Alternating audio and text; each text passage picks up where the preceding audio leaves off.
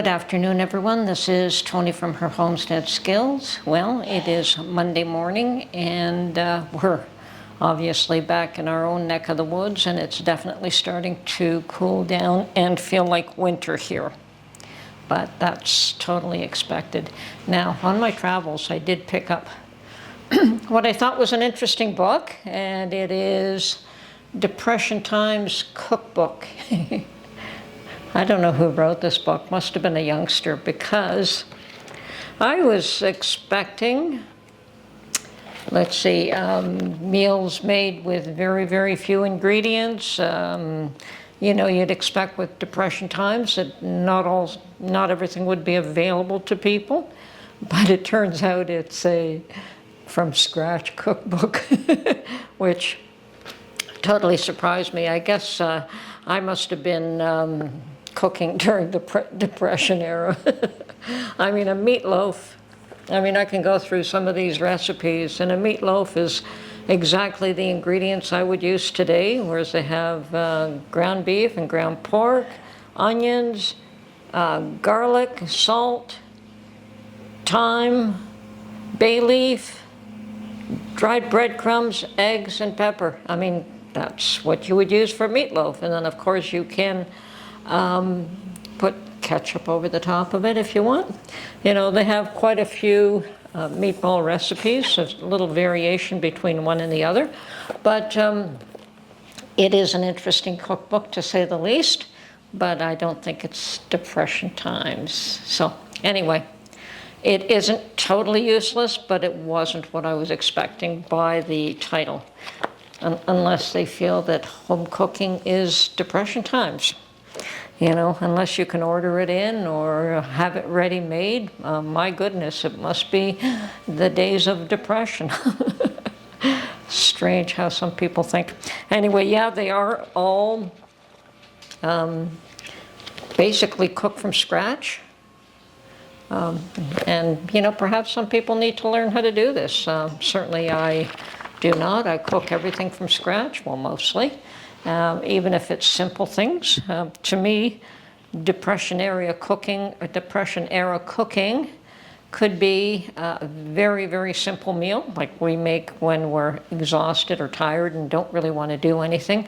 And that we just, I guess the simplest meal we make is to boil some pasta, usually penne, add butter and add Parmesan cheese and stir that in, and that is our simple, quick meal.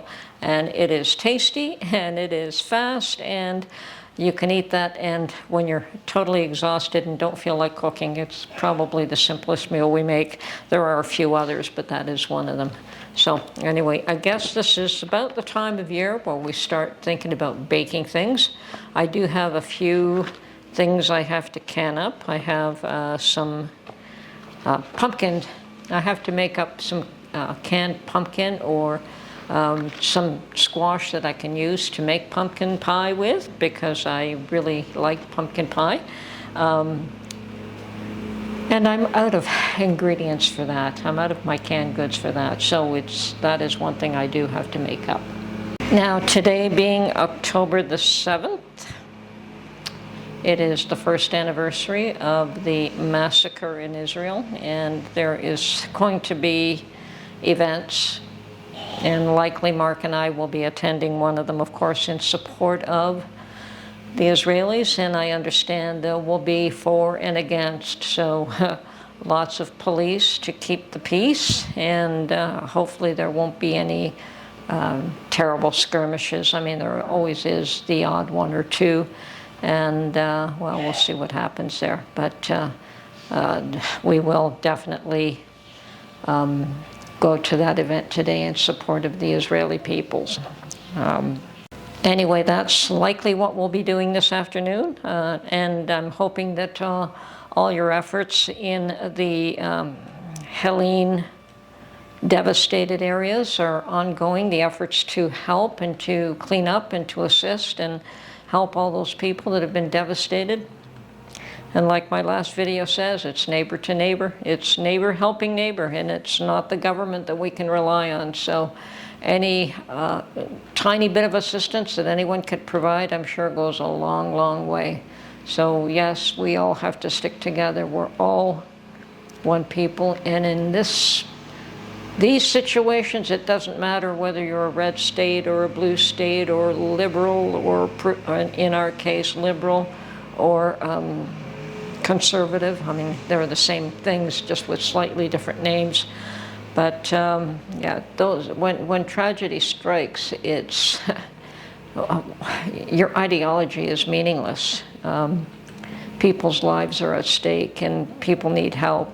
So anything that anyone can do to assist in that situation, I'm sure is most welcome, most welcome. So it's going to take years, I'm sure, for the recovery efforts to have effect there. That is a terrible, terrible situation. And I understand another hurricane is on the way. It definitely looks like it's going to hit Florida, but hopefully not beyond that.